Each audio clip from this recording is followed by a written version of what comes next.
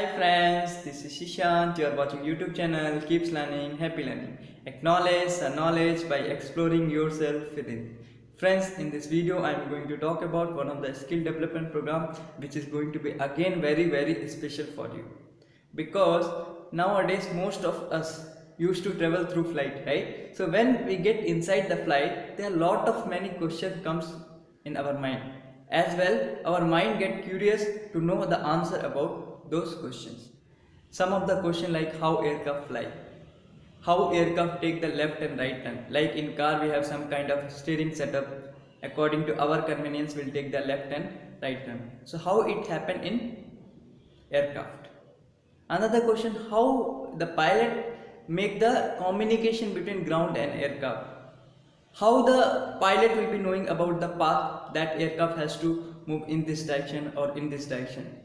So these are the few questions which arise in your mind during flight, right? Don't worry, you will be going to get all of your answers for these kinds of questions.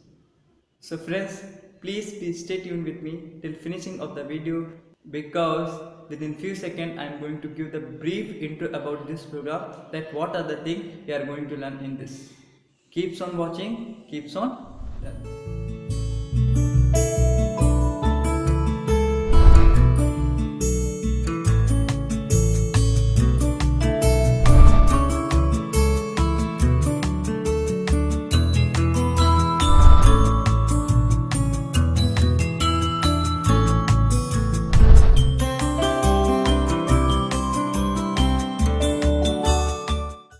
This skill development program has entitled as Structural Design of Aircraft.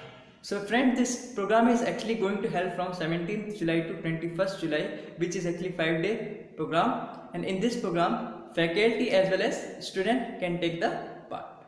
So friends, first day, that is 17th July, you will be going to learn about fundamentals of the aircraft. Like how aircraft flies, what are the basic fundamental forces acting on the aircraft, what are the basic principles behind the aircraft, and how aircraft take left and right turn into the air. So for your basic understanding, let me tell you, there are basically 4 fundamental forces are there which is acting on the aircraft. So that is lift, weight, thrust and drag. So lift is nothing but friend, it is upward force which helps aircraft to get into the air, and opposite to that there is another force that is called weight, which is acting in the downward direction, and you are very familiar about that, right? Which is acting also toward the center of the earth. Another force, that is thrust, which is actually forward motion force, and which comes because of the engine and which acts in the direction of the flight. Opposite to that, another one force, that is drag. You can say in simple words, resistance or friction, which opposes the motion of the aircraft. So friends, these are some fundamental forces which are acting on the aircraft. Another important thing, that what are the basic principles behind the aircraft. So again, for your basic understanding, let me tell you, basic principles are Bernoulli principle, continuity equation, mass conservation, energy conservation, as well one of the most important, that is Newton's third law. So let me give you the short intro about these fundamental principles one by one. So friends, first is Bernoulli principle, right? So Bernoulli principle is nothing but it actually gives the relation between pressure and velocity. So basically we have here 2 kinds of flow, compressible flow and incompressible flow. So first we will talk about incompressible flow. Friends, in incompressible flow, what will happen? Density will remain constant. So because of that, your pressure and velocity both will be inversely proportional. Okay? But if we talk about compressible flow, in the compressible flow, your density remains not constant. So it will become vice versa.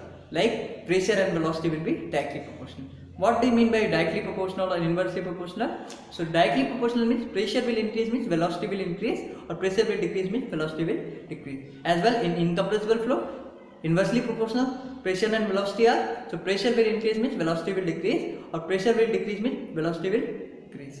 So how it happens you will learn in the program. Another equation is continuity equation. For your better understanding, let me give you one more example. Friends, what you do, just you take water pipe through which water is flowing out. Now what you do, just press the nozzle of the water pipe. Now you observe what will happen to the velocity of the water at the time you have pressed the nozzle. You'll find out velocity of the water has increased. But what happened to the cross section area of the nozzle? It has decreased.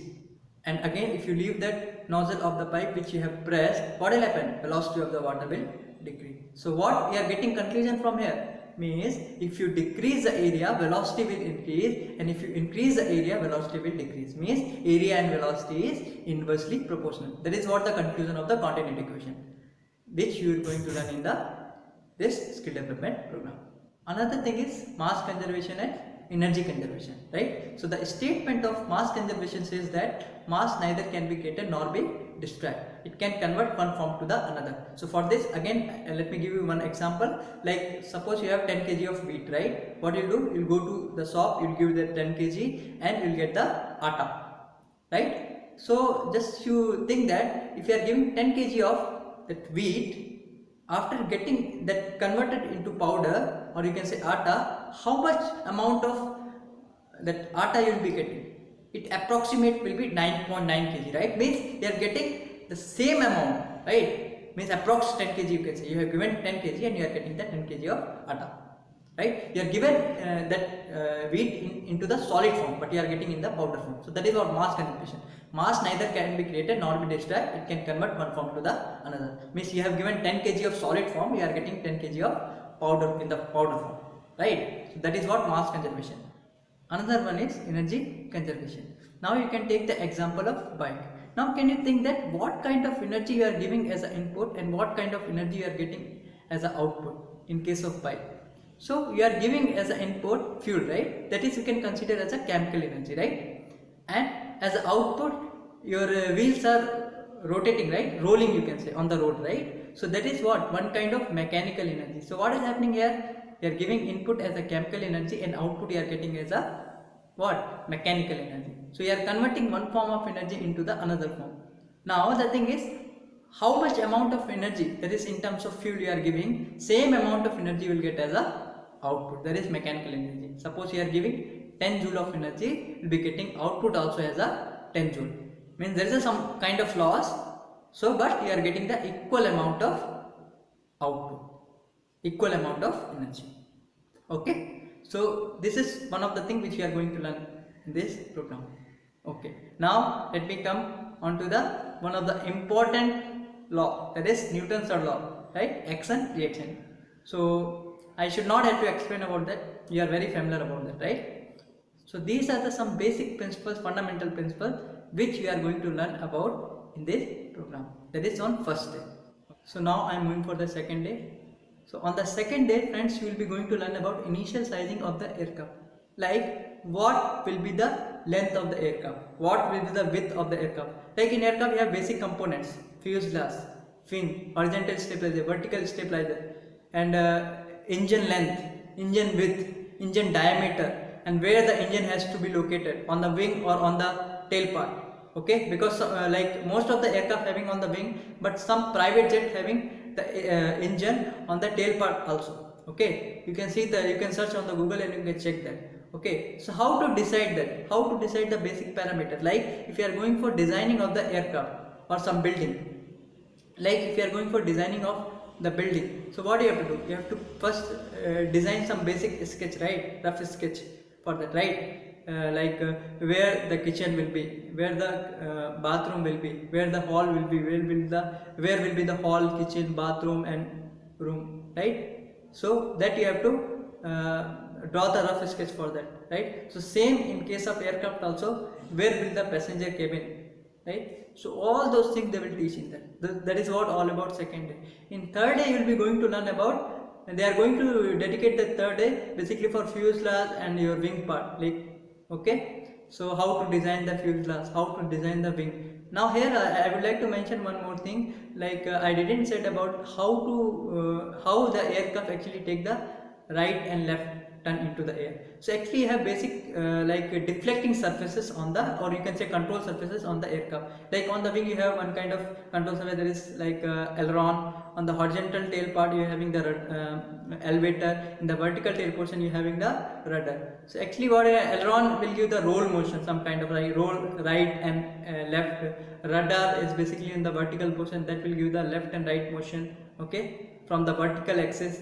And another, the third one, that is elevator, that is what nose up nose down during the takeoff, nose up right, that is because of elevator.